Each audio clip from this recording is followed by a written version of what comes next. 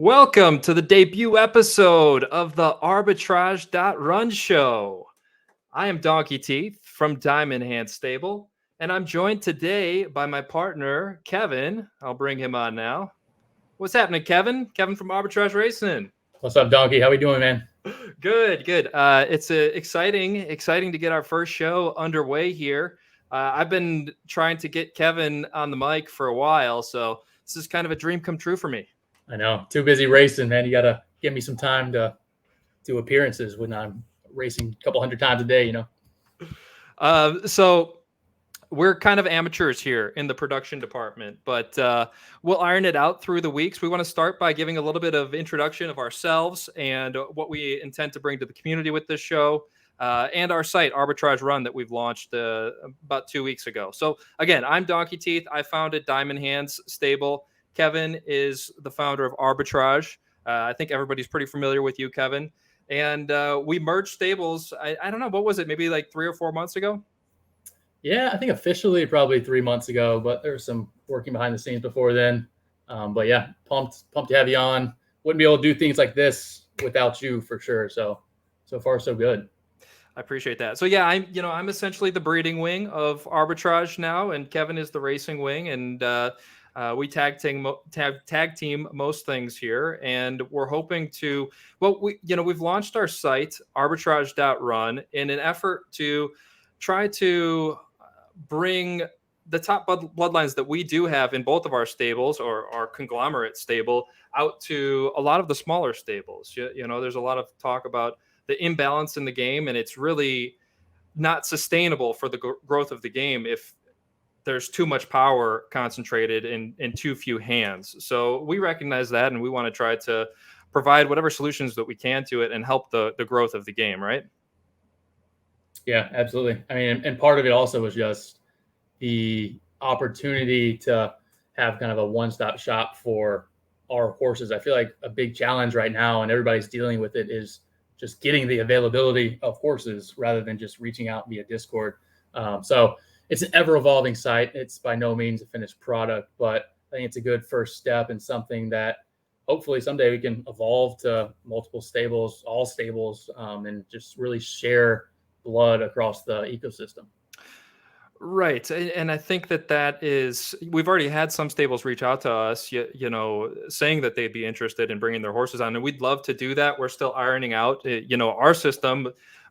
When we launched it, there's so many things that come up that you don't think about, and, gathering feedback from the community and pain points. And there's a lot of legwork and a lot of education needed about how we're pricing things, why we're pricing things, why the market is the way that it is. And so that's kind of our intention with this show as well, to, put what's in our head and the way we're looking at things and our vision for the future of ZED and the way that we're operating in both the racing department and breeding department and analyzing horses and all of that, and more efficiently communicate that to the community. Because as it is right now, somebody submits an order and we've got to send an email or a Discord message, which, by the way, check your friend request, because I'll send out friend requests when we get people placing requests, and I can't get in touch with people. But it's really not efficient having to communicate with one person at a time and describe how we're thinking about things. So we really want to focus on education, and not that our way is the only way or the right way, but explain why we're valuing things the way that we are, right? Yeah, absolutely. And I mean, shout out to you for the last couple of weeks. I think it was a pretty good launch of the site. We had the bright idea of launching it the day before I went on a 2-week vacation. So Donkey was just drinking from the fire hose there for a couple of weeks.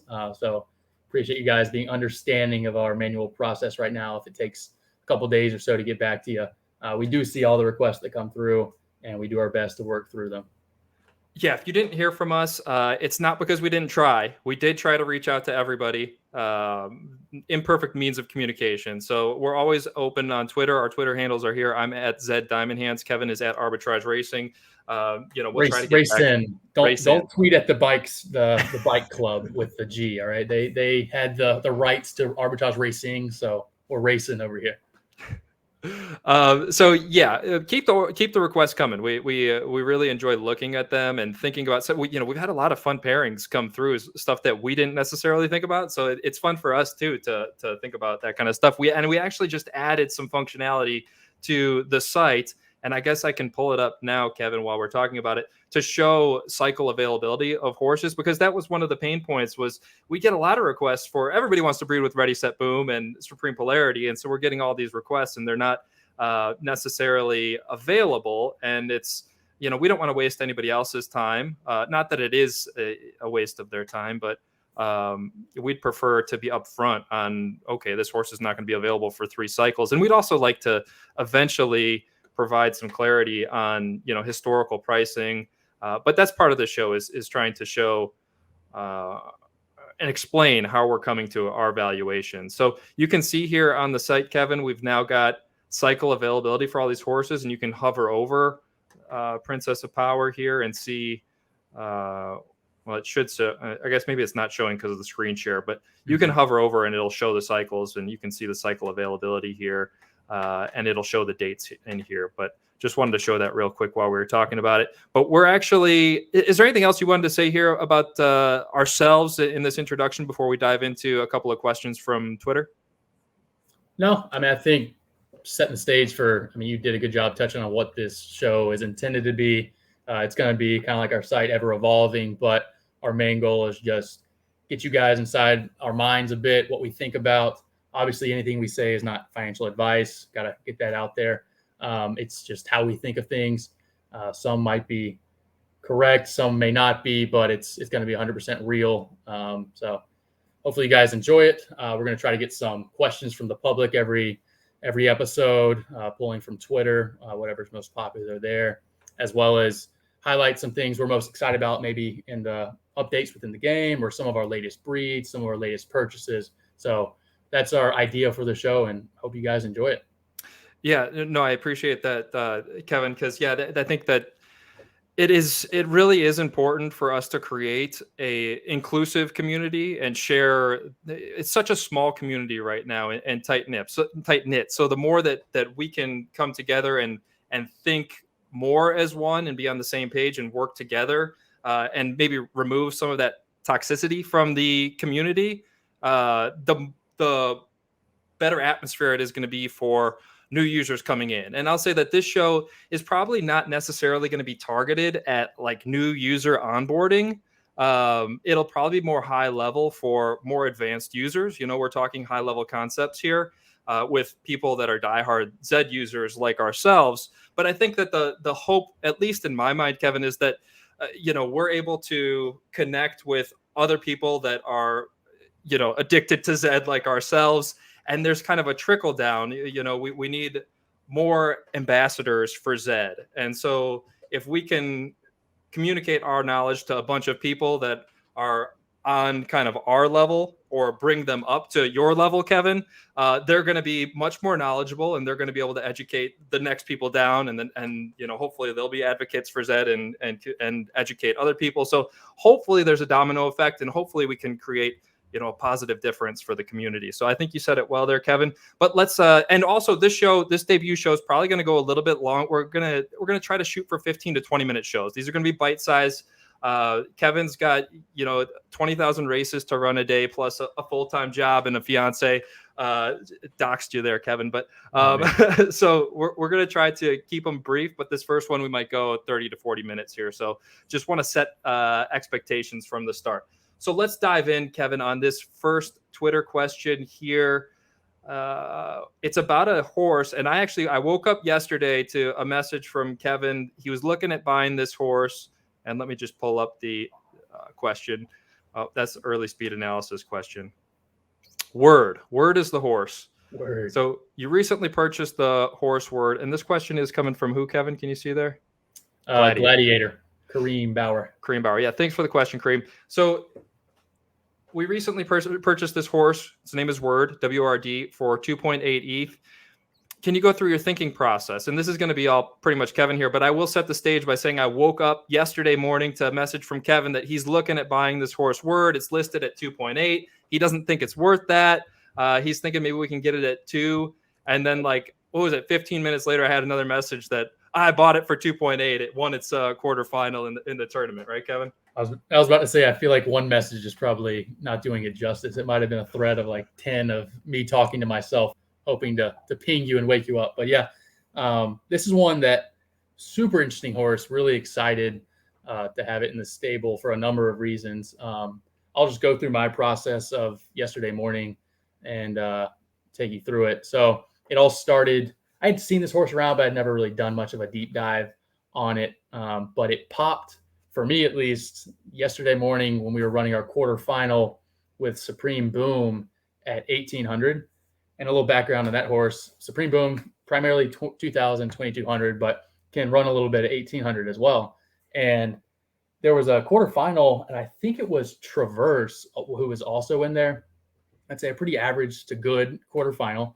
Some good C1 runners in there. And Traverse is the one that I noticed immediately who did not flame. And that's one thing I always look at in the races is there any notable horses who don't flame, right? Because flames mean nothing unless the fourth best horse in the race is notable. So that was the one that popped for me. And I was like, wait, who's this word horse who took flames from Traverse? It's not like Traverse is this flaming beast. It's a natural U, really good variance horse, but it was still an impressive flame for a horse nonetheless. So then I clicked on it in KYH, went back to Word's homepage. And first thing I look at is, all right, it's a Z2. Who are the parents? And is it a 2.0 kid? And confirmed it was a 2.0, saw that it was born after March of 2022. And then what really popped for me here were those two parents. Pretty in tune with the Z1 market, and noticed that Satoshi had unblocked these two beasts of unraised Z1s recently, primarily Solid Snake, but Oathbreaker is a really good one as well. Just a really, really great combo here, great breed. So immediately I know like the lineage is there. Like if they were selling this horse unraised, I bet in this market they could fetch 2+ probably with those two premium Z1s, especially now that they're more proven on the track. So that was a huge kind of go signal for me. And then after seeing that, I wanted to look into its resume, see if this flame was one of those classic like mystery flames from ZED. Noticed it had a little variance, which I love to see, and probably what you would expect with those parents having good mid variance among them. So a good natural U. And then the flames weren't lights out, but pretty strong for a horse with that much variance racing exclusively in class 1. So looking really strong there. And I think about this point, I'd sent you like 5 messages about 2.8 because I also saw it was listed, which is fairly rare for a C1 horse to be listed that quick. And it was, I'd say, a good price because it wasn't like, oh, that's a snipe, let me get this immediately. It was going to take some second opinions if you were awake, until I saw the quarterfinal actually run, and this horse dusted the field and actually won the quarterfinal. So at that point, I know the market's pretty sharp, and there's probably more eyes than myself on that race, and Queen Bean's probably watching it as well. And I didn't want that to be the deciding factor of it getting delisted or somebody else buying it from underneath. It was funny, after I bought this, I'll leave the owner anonymous, but someone reached out right after I got it saying they were about to pull the trigger as well. So that was a little gratifying to know I at least was not alone in this evaluation. But that was part of my process, going through how good it was. The other thing, and the last thing that really set me over the edge, was using one of my favorite tools, which is ZSim, a relatively new tool, kind of burst on the scene in the last quarter. But it is so good when you have horses with a significant sample size at just projecting what odds are based on their speed numbers. So I went to that race on this site and wanted to see, once again, was this like a mystery flame, or was there some proof of skill behind that? And within that, I noticed Word, I think, was pulling second best odds in this race with a sample of like 120 or something at 1,800. So a fairly meaningful sample.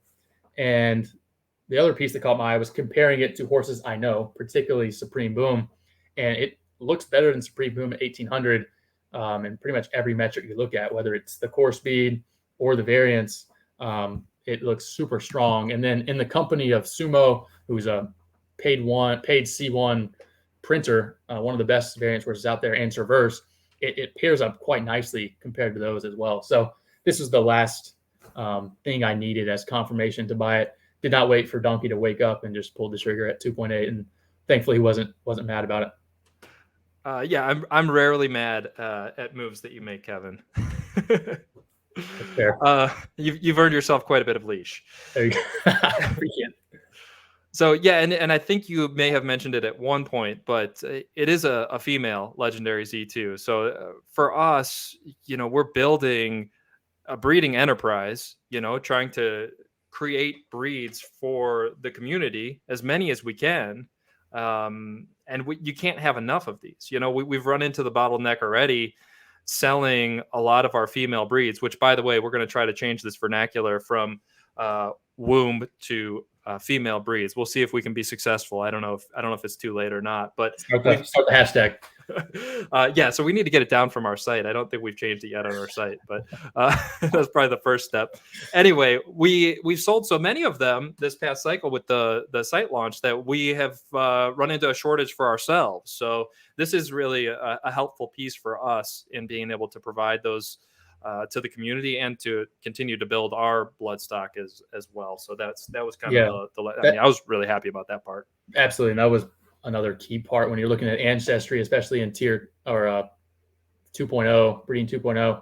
It's more predictive. Ancestry matters, especially when you're this high at the line, having that purity.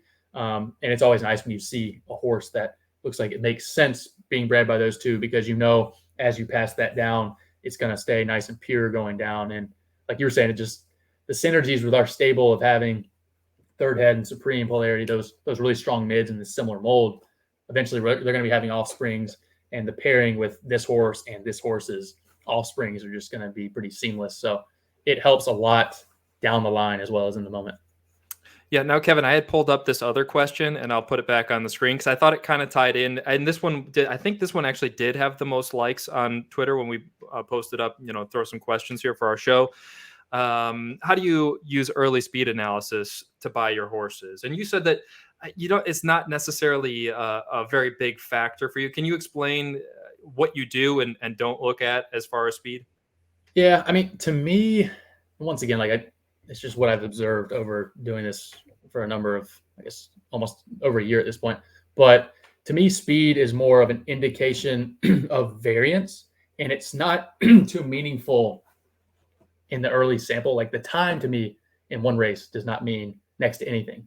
But what matters to me is the times over a large sample, which I think is how ZSIM works and adjusts. I'm not going to pretend to know all the intricacies of it, but I know they do a very good job using speed. And so the times matter in the long haul, but not really early. Early on, if we're talking like discovery, I want to look at who else is in the discovery field. Is there like a low Z peer or whatever your Z is? Is there a peer or a number of peers who can stack up from a base ability standpoint? And then I want to compare the gap. If you win and you have a really fast time, or if you win and it's not that fast of a time, you want to see what the second best time is, or maybe like the average. We'll call it like the pack average of that field. And if you see a wide gap between that, it varies. Like I would say a wide gap in a sprint is half a second or more. If you're in like a 2600, you're probably looking for 1.5 seconds or more. But a substantial gap that shows this horse has a really good run in it, that is a sign of the variance on the top end, which typically aligns with either super high base ability, which once again would be important to compare it to the field for that. But more than that, it often also applies to bottom end variance as well, and that natural U. So the key kind of secret sauce now is finding that gap in a really good field, or a field that comps well with the horse you're racing. Meaning if it's a Z20, look for ones that have Z20s or better. If yours is a Z2, you're going to expect some gap just because of the base ability is high if you're racing a bunch of Z50s. So be careful in the comp analysis, but that's how I use speed. It's all relative to the pack average or the second place horse in the race. And what people don't realize is you can do that on the back end as well. If you see a 12th, compare it to 11th or compare it to the average, because more often than not, if you have a horse that you think has good base ability, if it has back end variance, it's going to have top end as well. And that's huge. Yeah, and you explained that to me, I don't know, a couple months ago, and it really the light bulb clicked on, because it's so weird when you come into Zed and it's like, wait, do the visuals matter or don't they? Does speed matter or does it? And it's this weird, like, it's almost like this Buddhist type of thing. Like, it does and it doesn't. It's just this like Yeah. very strange. I don't know, but when All you is all. yeah, but when you explain it like that, I think it makes a lot of sense. So there were two other questions I wanted to hit on really quick before we got into the next segment of the show, because I thought that they were good questions and we can kind of give quick answers. Yep. This one came from El Pollo Loco, and it's I think he's asking here if it's worth breeding anything with a Z number higher than Z4, which I think we both agree. Like, yeah, absolutely. This is a question, and a lot of these questions are things that you personally have to think about what you're doing with your stable, what your goals are, what your budget is. Like, they're not questions that we can really answer, but we've had a lot of success breeding down the line, especially 2.0, when you get these pieces that are aligned. And the horse that I always bring up is Triumph for Terms, which I can pull up on the screen really quick. But it's an elite Finny, Z11 or something like that. Yep. And it's a beast. It's a beast tournament horse. We've got a lot of them. Is it the Helen horse? Yeah, Helen Fantasy. I was gonna ask you to bring that one up too. That's a good one. It's a Here, Z45, I think, and it's a good like paid C2 runner and just can clean up in those higher Z tournaments. Yeah, there's a ton of them out there, but these aren't questions that like we can answer for you. And that was kind of when I came into Zed. I remember trying to pick Poseidon's brain on a lot of this stuff, and that it's really the truth. You have to decide what your goals are in this game, what you're willing to put on the line, because ultimately it is a gamble. Everything is a gamble in breeding. Like, you can have expected outcomes, but like if you're not okay with putting a few $100s on the line and coming away with a horse that's worth virtually nothing, a lot of the time that is the case. So Right. these are questions you have to answer. It's not a symmetrical payoff. Like your downside is defined, right? It's what you put in. But like the asymmetric upside, like this horse we bred for, I think it was a legit just Doom by Helen popped on the Twitter account. I saw it. I knew that horse was a beast of a Z24 and thought Chrome Fantasy would be a good pairing. And it was like, it says right there, yeah, 0.0135, right? So that's an extreme example. This should have been priced at probably 0.15 at least. But it's already made in a little over, we call it 2 months, month and a half. It's made 0.3. So I've gotten 2,000% return on something so it's a lot more upside than downside, especially at that end of the market. So I don't know. It's a very interesting breed, especially. And I think you're going to see more and more of these as 2.0 gets built out and you have more purebred marathoners or purebred sprinters, and you get that like perfectly aligned bloodline. Yeah, and there's a lot of, I don't know what the right way to frame it is, but I see it as people complaining out there on social media, like, oh, how you don't have the top blood, you can't compete. But if you look at this, once you have the blood and the bloodline, if you look at this Chrome Fantasy bloodline, it's all Buterin. And if you go through and look at Chrome Fantasy's offspring, it's just an incredible bloodline. And there's a lot of them out there now in 2.0, and you can create your own bloodline. Once you have it, you've got it, and you can continue to build on it. So I think that a lot of people like to look at what they don't have and what's not fair and all that. And then there's other people taking advantage of what actually is working. And there's a lot of people out there succeeding. So, I hope people listening realize that, yeah, there's some luck involved, and yeah, it does take some investment up front. And you have to be willing to lose it all. Again, this is not financial advice, but there are ways to succeed with breeding 2.0, right? Yep, absolutely. And I mean, I think Zed is very aware that the game has been skewed towards the Nakamoto's, the low Z's for, the last, I don't know how long we've been playing it, the last year, but they seem aware and they're making like very deliberate tournaments to go against that. I mean, I think last week when they had, I think we could only run our main horses in 2 of the 7 tournaments last week, which I think is fine to mix in there. So they're very aware of this issue, and you're seeing more and more 268 tournaments in back-to-back weeks, or 11 through 99. So if I think it's going to only get better going forward as we get more and more segmented with the racing. Right. We need places for everybody to succeed, or the game doesn't work. There need to be more pockets of profitability Right. for The game all was not different sizes. designed in the algorithm to have a Z2 knack legendary bred racing straight up against even like this horse or even Helen. 268s. Right, right. It's just not made that way. Right. So it's eventually going to become a relative game where your horse you can have. I think we were talking to Map Crypto who said they had read like the RSB Ready Set Boom of Z268s, and then we looked at it. And it had in the last 2 weeks run like 20 Z268 races and won like 15 of them. And that there's a world where that is almost as valuable on the track as having Ready Set Boom, right? Like it's all relative. And if you have that much of an outlier in your tier of horse, that's going to be an exciting asset to own and probably something we should be looking at acquiring some of or building out internally. Right. Okay. Other real quick question. We got to get moving here if we're going to hit our 40-minute mark. I don't think we're going to. We got a lot Always left. take the over. Yeah. One more question. Yeah. And I thought that this was a good question regarding if you've got some parents that were bred in 1.0 and the distance preferences don't necessarily match up. What are you doing? Just scrap it and start over, or do you breed for one distance or the other? Let's say in this example, it's a mid and a sprinter. And so I think that this is an important thing to distinguish for me. If you're looking at two parents that are a sprinter and a marathon, and then the offspring came out as a mid, I think I'm scrapping that. That they're so far apart. But if you've got a sprinter and a mid as the parents, and it came out as a sprinter or a mid, then if two of the three align, then I'm going to try to breed that. And then if you pull from one of those parents, the sprinter, you can mix sprinters and mids together. And I think it's important to realize that a true mid, doesn't have any distance preference. So to a certain extent, you can look at them as a blank slate. And there's some disagreement in the community on mixing like a 1600 horse with a 1,000-meter horse.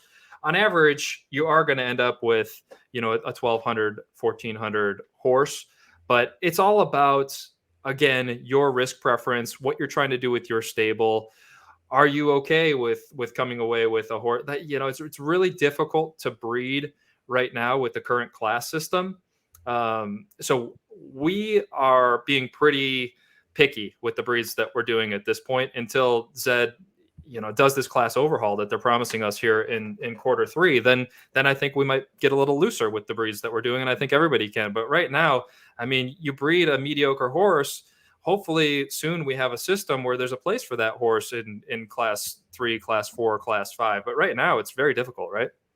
Yeah, I mean, I think going back to what you were saying about the mids, I think that StackNax does a good job with this, and Zedge does a good job of just simplifying. Like you have your base ability, you have your variance, you have your distance preference. If you don't have distance preference, you want that horse to be bringing it in some of those other attributes and bringing that to the table. And then you can mesh that with maybe your horse that has massive distance preference but needs that injection of variance, and then just see what happens. Like nobody has solved 2.0 yet. We have theories about what we've seen 4 or 5 cycles in, but we're all still figuring it out together. And I think that's one test that we've tried to run a number of times, and it seems to have had some success. So I kind of agree. Ideally, you're going to have a perfectly aligned family tree, but that's not the luxury most 1.0s have. But it doesn't mean you should just scrap it entirely breeding. If a couple align, or another strategy is, I view 2.0 breeding as a roll of the dice in terms of the ancestry it hits. Like, does it hit the parent, or does it hit the grandparents, or even higher up? So breed towards the horse you're trying to get that roll on, right? Like if I have a 1.0 Ready Set Boom sprinter who is terrible at sprinting, maybe I take that and I breed it with a marathoner, hoping I get that 10% or whatever chance at getting the Ready Set Boom roll. And you're probably going to get it pretty cheap. You wouldn't want to breed that one with a sprinter, because if it hits sprinter, it's going to be such a terrible outcome anyways, right? So play it towards the role you're trying to get is kind of my strategy right now with 2.0. Yeah, and I'll add to that, Kevin. I think another huge factor is how much you're willing to risk on that stud. Like, how much of a stud fee are you willing to pay? Because we had a customer that put in a breed request for really good legendary Z2 that we've got by the name of Publisher the Third. And I said, we're looking for, I want to say it was like point 0.3 is what we're going to stud publisher the third out. It's a third head publisher offspring with really good variants. It's a very good horse. And, I think it's a fair price, but again, it depends on what mare you're using with it. Because if you're going to bring, and he asked me, what do you think about using this one? It's like, I would breed that one. And I think you'd probably get a pretty decent kid, but I don't know that it's worth that price. I don't think I would spend 0.3 Ethereum to breed that mare. I would look for something, go and follow the Studmaster Twitter account and try to snipe one for, at the minimum, or 0.1 or even 0.15. It was a very solid horse, but it's like when you're looking at spending $1,000 on a stud fee, the threshold has to go up for what female you're using and the expected outcome, and then because of the current class system. Yep, exactly. And I mean, just because something works now or doesn't work now, it's always subject to change. Ideally, you're going to have the class system working appropriately, where you're not always going to be comparing these low Z NACs. But I mean, for now, that is absolutely a strategy you should be going with. And that's exactly why we're opening our stable up, because it's like, well, I don't have that female. Well, if you're willing to spend for a premium stud and you don't have the female, come use one of ours. Yeah, you're going to have to pay for it, because we're giving up a lot of opportunity costs. We could breed that and race it ourselves, and Kevin's going to probably make 0.5 Ethereum in a month from that horse. So it's it's all a cost benefit kind of a thing. But that's kind of the way that we're looking at it. All right, let's move on to the next segment here, Kevin. We'll keep it rolling. So we actually gave up. We had somebody come in with a stud request on Arbitrage.Run for pound of fat. Your baby. It was that was one of our first 2.0 breeds, right? I think it was like my very first with common pound. Yeah. Common pound and buttery. And the horse is just so stable. Amazing tournament horse. Anyway, we settled on a price. We reached out to the buyer and negotiated a 0.55 stud fee. We were going to put pound of fat in at that price anyway. You only get 36 breeds with these legendaries, and he's one of the best 2.0 sprinters in the game. So we just can't give that away. He agreed, and a lot of buyers they understand where we're coming from once we explain why we're valuing these pieces this way. Anyway, he came in with his female bred with pound of fat. Turns out this horse is an absolute beast and wins the Lucky Maiden 4 grand final, won 2.66 Ethereum and a UUU Z2 legendary. So, I mean, we couldn't have asked for much better publicity in the first cycle of starting Arbitrage.Run than this, right, Kevin? Yeah. That definitely starting on a high note. I wouldn't expect that every time, for sure. Considering, I mean, we've had like the worst luck using our horses as examples. Like, you get to the grand final and they just forget how to run, but they're good at getting there. And I'm happy if we couldn't win it, that someone who used our site did win it. Right. It was the next best thing. So, absolutely. With every success story, we're going to share a couple that haven't hit. We want to be fair, and not every breed is going to hit. We want expectations to be level set. But before we get to a couple of those, let's dive in on one breed that we are really excited for that's going to be coming up for one of our customers. We've sold this Ready, Set, Boom Grandeur It Out offspring that we're going to be breeding for 2.75 Ethereum. And Grandeur It Out, for those that don't know, is a Grandeur and Figured It Out legendary Z3 that we traded for before it was raced from Poseidon. So, Kevin, can you give your thoughts on this offspring and kind of explain? I mean, 2.75 Ethereum, the first thought that is probably going to jump into people's minds is that's a lot of money for an unraised horse. What are the expected outcomes here? Why is it costing so much? And what does this buyer need to see from this horse to actually justify this kind of price tag? I could just win a maiden the first week it runs, and it'll all be paid back. That's the easy answer. The lucky maiden. Obviously not. Yeah, the lucky maiden.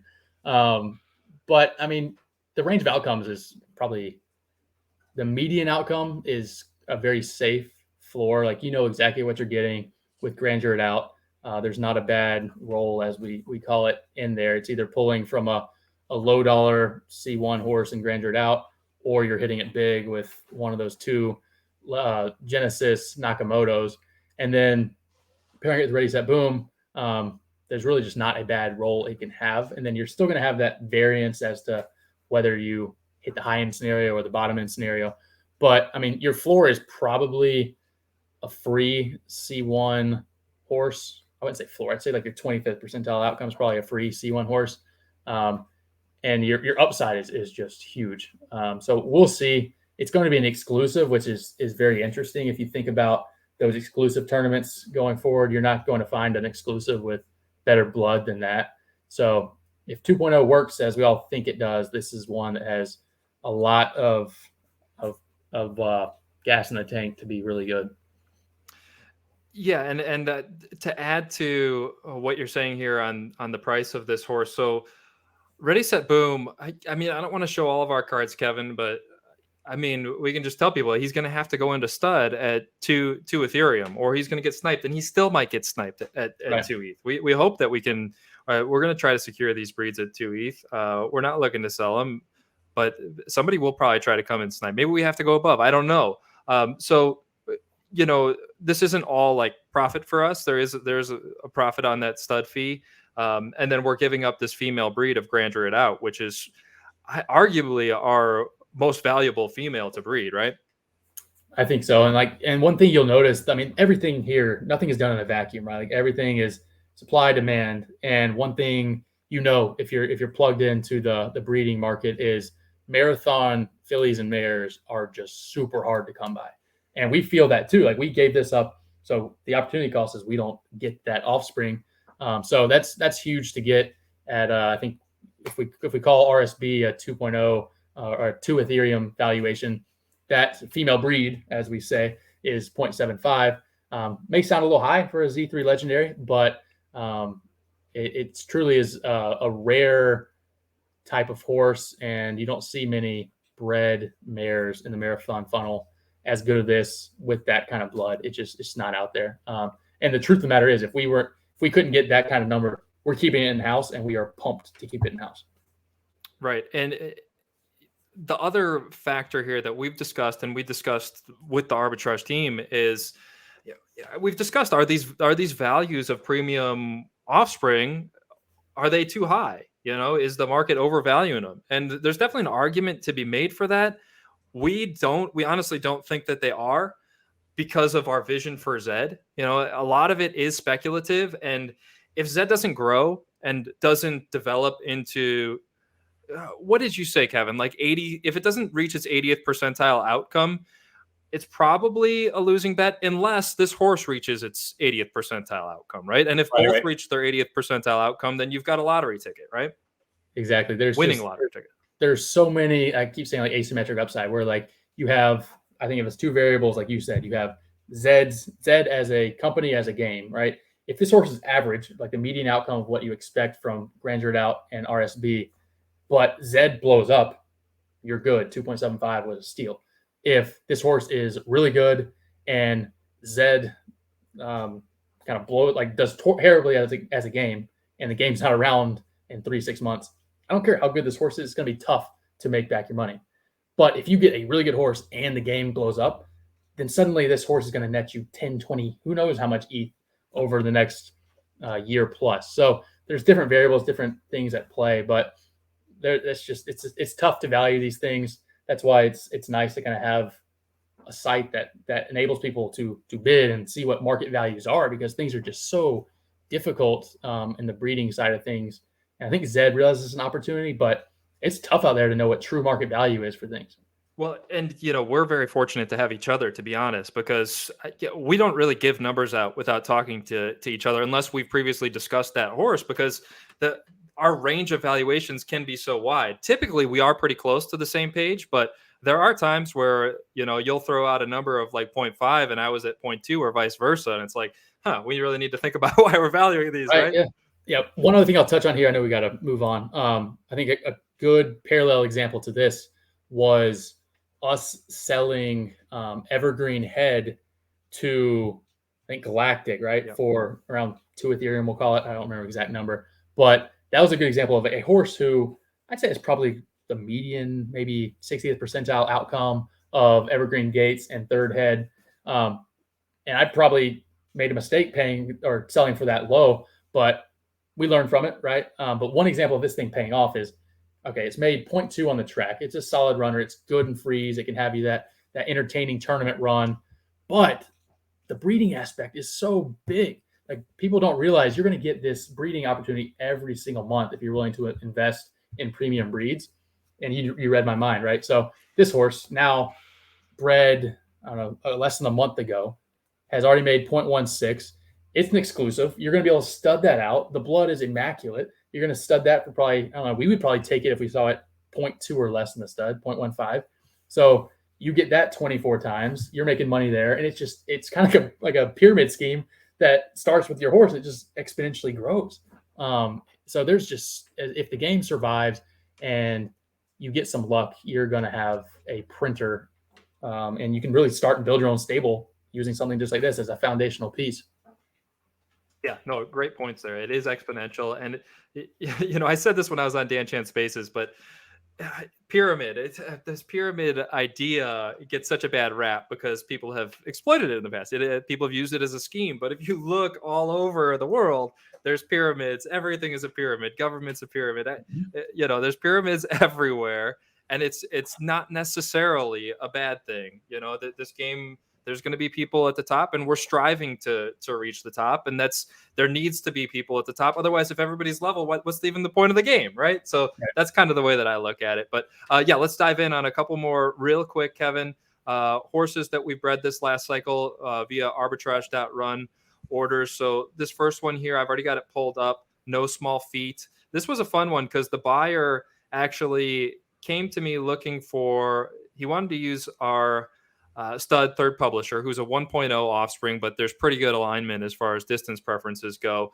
And he had a female from somebody he wanted to use, and we started talking, and I was like, that horse is listed for sale for only this amount. And the guy wanted, 0.15 to use the female breed. I was like, well, why not just buy it? So I started looking around for other ones, and he started looking around for other ones for sale. And he actually brought this one to me, Wheel and Deal, which is a Breathless Edge offspring 1.0, but it also had decent distance preference alignment.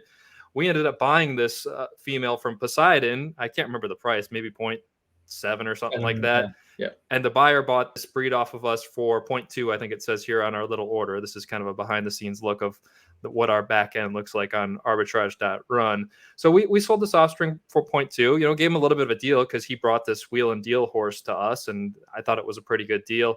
And it turned out this horse is pretty good. He's only run it 9 times for some reason. This is Hook and Rollins group. I hope he runs it more, but it won the quarterfinal and the semifinal of that maiden that it ran in, and then it took a 12th. So you see some variance immediately. It's already got you want to take the screenshot off so we can see the. Oh yeah, sorry. Amateur hour here. It's already got 0.15 profit here. It won the. Here you see the quarter flame. Yeah, won the quarterfinal and semifinal in the main, and then it took 12th in the final. So pretty fun breed here, Kevin. Yeah, that's a fun one for sure. And I mean, it looks, about what you would expect coming from that, maybe a little better. And it just had some good luck in the tournament, really. Yeah, and this is what you can do with 1.0 breeds, and you get a discount when they don't have that perfect alignment. And so I think that there's some opportunity. I think that's one of the biggest edges right now. If you have the patience and resources to look and navigate through those 1.0 breeds, there are some who accidentally lined up and have kind of a 2.0 feel to them, but they might be discounted because they're 1.0 and people don't realize it. So that's potentially an edge to have if you have the time to sift through all the other 1.0 breeds.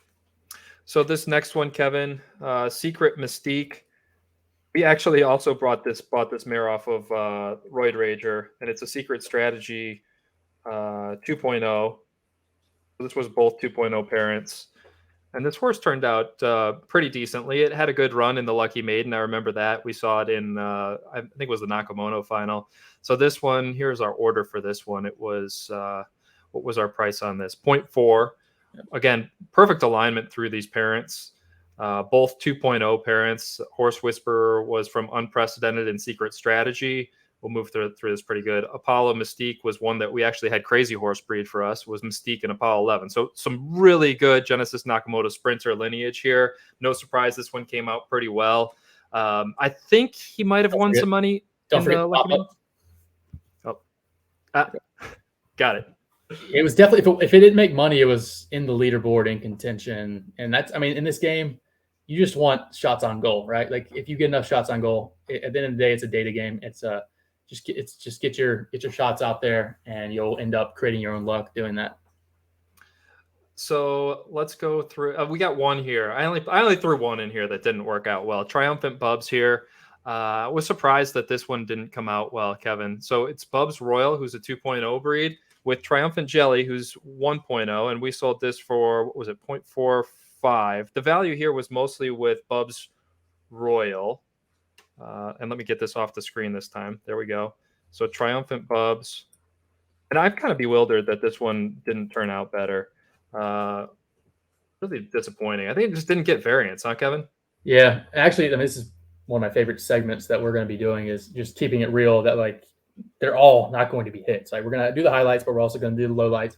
The important part is understanding our thought process, and you guys can learn along with us as we are all still new to 2.0. But yeah, thought process here. The parents looked almost identical. You have Bubs Royal, who's a really good 16, 1800, little variance to it. Awesome blood pulling above. I mean, everybody knows Bubs Gold. Ebony Royal is one of the best mid Z1s in the game. So a really good looking 2.0 horse. And then Triumphant Jelly, I think maybe the flaw here was that it was a 1.0 that didn't have perfect alignment. But even then, like PB&J is the only one who didn't align, and it's still a very good horse, just a mid without variance. So my guess, reverse engineering it, would be it somehow caught PB&J, lack of variance, and just combined it with maybe Bubs Royal's base ability, and you just kind of end up with this average looking A-shaped mid. Right. I think this is just a really unlucky breed and probably a low percentage outcome. If we did it over 10 times, I think they would mostly be better than this. But, that's the risk there. So, Kevin, I think this is a good spot to wrap our debut show here. It's been a blast. We'll iron out this format as we go, and we're open to any feedback on the production quality here. Yeah, if someone wants to come produce for us, by all means, be our guest. But appreciate it, Donkey. I think not bad for first episode. Really enjoyed it and look forward to doing this every week in a smaller capacity with you. Yeah, absolutely. And you can follow Kevin out there on Twitter at Arbitrage.Run. No G on the end of that. I'm at ZED Diamond Hands. And then we also have the Arbitrage.Run account over on Twitter, which I think is just at Arbitrage.Run. That sounds right. We'll catch you guys next week. Take it easy, Kevin. Yep.